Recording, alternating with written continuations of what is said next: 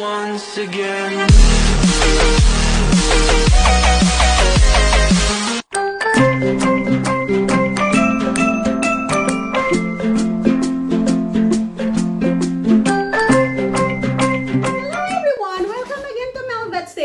Today I will show you a very popular dish from most of the Chinese restaurants. This is what they call the black pepper and salt pork chop. It's so easy to make, guys. That's why I'm gonna show you this recipe. It's so delicious as well. So if you're new to my channel, please don't forget to click on the subscribe button and the notification bell so you'll always be updated every time I post a video in my channel. Alright guys, let's start doing this.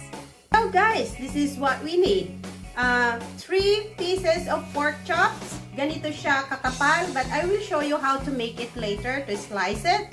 And then I have here 1 tablespoon of sesame oil, 1 tablespoon of cornstarch, 1 tablespoon of cooking wine, 1.5 tablespoon of soy sauce, and 1 tablespoon of cooking oil, and of course 1.5 teaspoon of black pepper, ground black pepper, 1 teaspoon of salt, 2 pieces of chilies, and 1 head of garlic, and half of cornstarch, half cup. So, okay guys, let's start. I already did the 2 pieces of pork chop. I removed the bone like this because it was like that, right? So, I removed the bone and I want to remove the fatty side as well. Hindi ko talaga guys ginawa ito, but because I want to show it to you how to make it.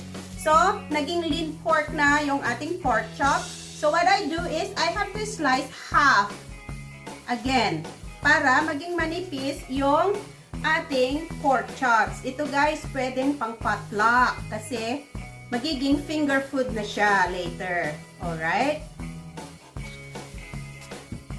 Alright guys, so pag na-slice na natin siya into pieces, ganito lang natin ng konti para pag minarinade natin siya ay papasok yung marinade sa loob. Alright? So ganyan lang siya guys, into pieces para hindi siya makapal. Alright guys, so imamarinade natin ito for about 30 minutes at least. We'll put on the sesame oil. And then, yung ating cornstarch na maliit. And our soy sauce. Next, our cooking oil. So, yan lang guys ang marinade nito.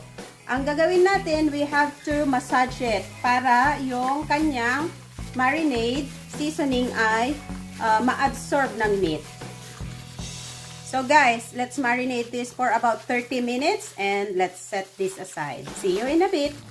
Okay guys, this is what we marinated for 30 minutes. I forgot to mention, I need to put the wine. So inilagay ko yung wine kanina, okay? And marinate it together. So next step is kukuha tayo ng piece ng pork and then ilalagay natin dito sa ating na i-set aside na corn flour, okay? At ihuhulog natin siya sa mainit na mantika. So, repeat the process, guys. Ganyan lang ng ganyan. Okay? Ayan, guys. So, hintayin natin itong mag-brown siya. Pagka-brown na siya, katulad ng ganito, luto na ito, okay? So, we'll set this aside.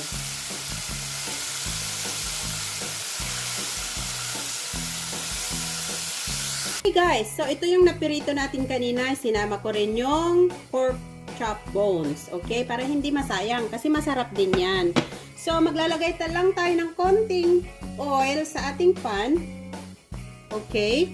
And then, igigisa natin yung ating garlic. Yan, hanggang sa mag-brown siya. Like this.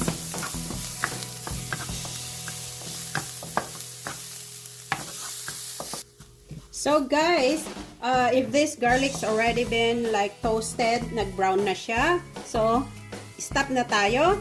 turn off the heat. Okay? And magse-set aside lang ako ng konti para sa toppings ko mamaya. Okay?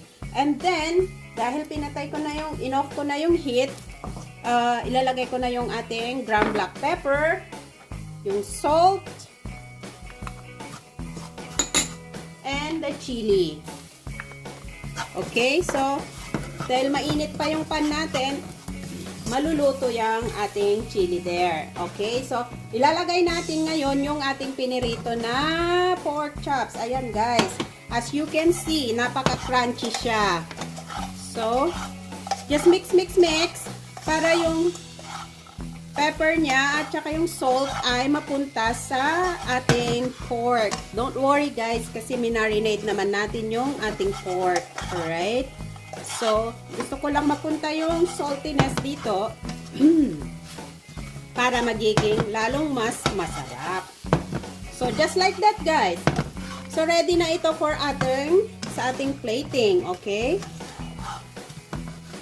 So, guys, here is now our restaurant style black pepper sauce with salt pork chop. Napakasarap talaga nito guys. Very crunchy na siya. Napaka-tasty pa. So, to all my subscribers, thank you so much. And if you're new on my channel, please don't forget to click on the subscribe button and the notification bell para lagi kayong updated tuwing nag-a-upload ako ng aking videos. Try this one. It is a must-try recipe. So delicious. Thank you so much. Until next time.